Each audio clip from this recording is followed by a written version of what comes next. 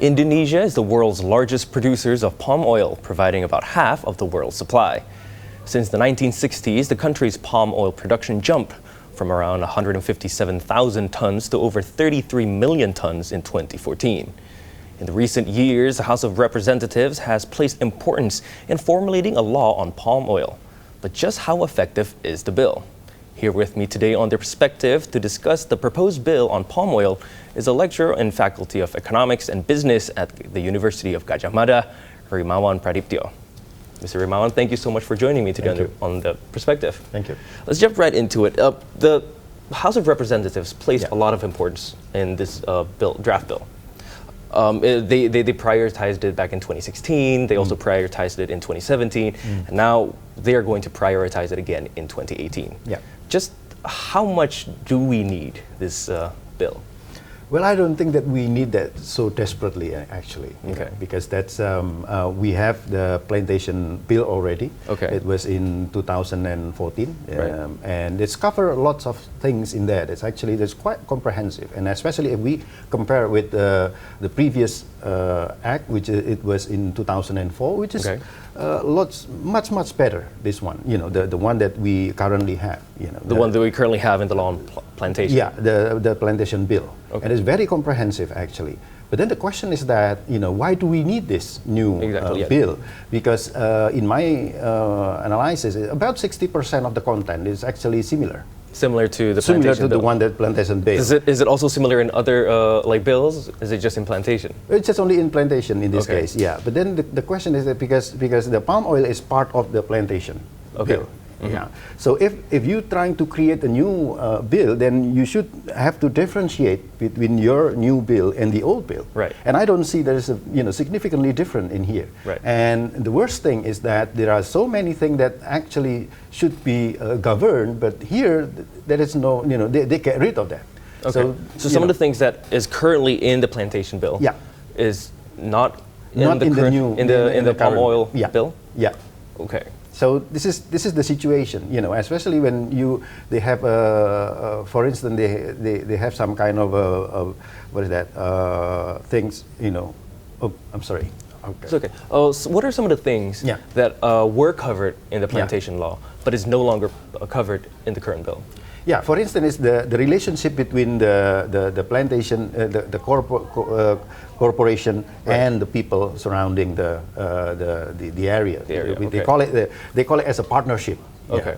But then and also the indigenous people. This is related with indigenous people, and also there are several.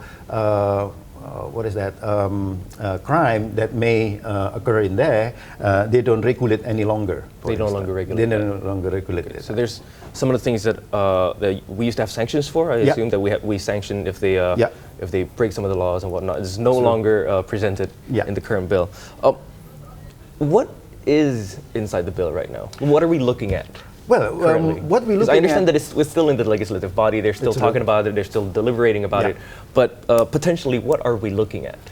What we're looking at the moment is the bill that mistargeted, in my opinion. Okay. What we need to do is how to create the bill in such a way that the bill has a power of what anticipated what would happen in the future.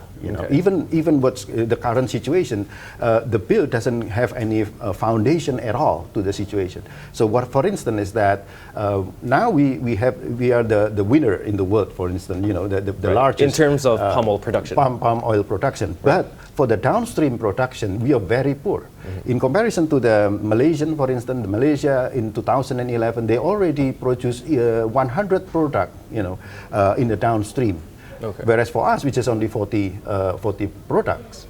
So what we need to do is to push this to the downstream instead of stay still in the upstream. Right, so these are some of the things that you think should be in the bill? Yeah, this is the one that should be addressed actually in the bill, to promote the industrialization of the plantation instead of just only producing the raw materials of palm oils. We should be able to convert from these raw materials into something that we actually use, like commodities and whatnot. It's true, and also because this is the aim to produce more value-added to the economy, basically, and to absorb more, the labor and employment in this country. This is encouragement of turning these raw materials is CPSO? Yeah. Okay, from into commodities is not in the current plantation bill. No. We have nothing in the bill right now to encourage that. No. So this bill is basically like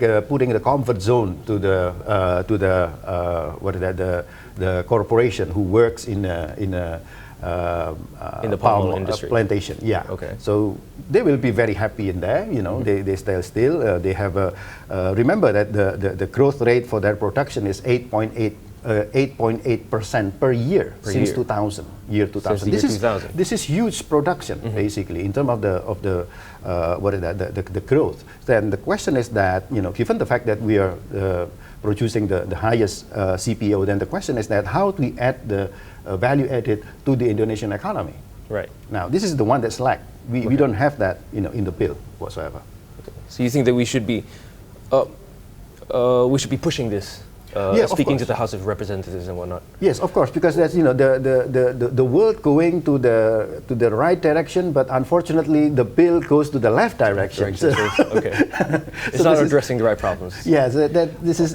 What are some of the efforts that the community has done, that the public has done? Yeah. Things to trying to reach out to the House of Representatives, to people in the legislation making this bill and draft. Do we have a voice? Does the public have a voice that they can speak to the House of Representatives regarding matters like this? Well, I don't know, but I think that there are lots of things that's been done by our colleague from the CSO, for instance. Okay. Yeah, they've done lots of things, and we are the researcher. We also the academia also work on this, but then we never been invited by the House of Representatives, for instance, to see to hear our view on this, and based on research that we have.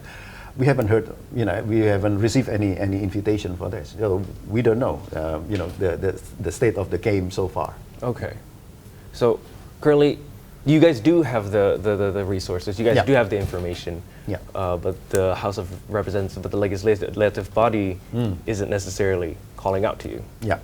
Well, but do you think there should be a voice from researchers like yourself and your colleagues that want to speak out to the House of Representatives? Yes. Basically, what we're trying to do is we publish our report, and speak to many people, and we do some presentation, to various groups. That's the way how we as academician work in this case. Right. And in your reports and your research, you look at some of the impacts it could have on the government, on the industry, and the environment. Yes. So that's very, very bad, Okay, so it does have a negative impact. Yes, of course. Especially for the Ministry of Finance, because this bill is very, in my opinion, is very funny. In the way is that in a way is that in this bill, they try to put all of the risk. They shift the risk from the plantation company to the government, especially to the Ministry of Finance. Okay. So if we ratify this, so we can ensure that the Ministry of Finance will get lots of burden, because so they're shifting the burden and shifting the responsibility to the government. Of course, if we see the corporation, they always face the risk of doing business. Right. But they, in this bill, they shift all of the burden of the risk to the minister. Government. Okay. Yeah, to the government. Right. Okay. They don't want to pay tax, corporate tax. They don't want to pay land tax.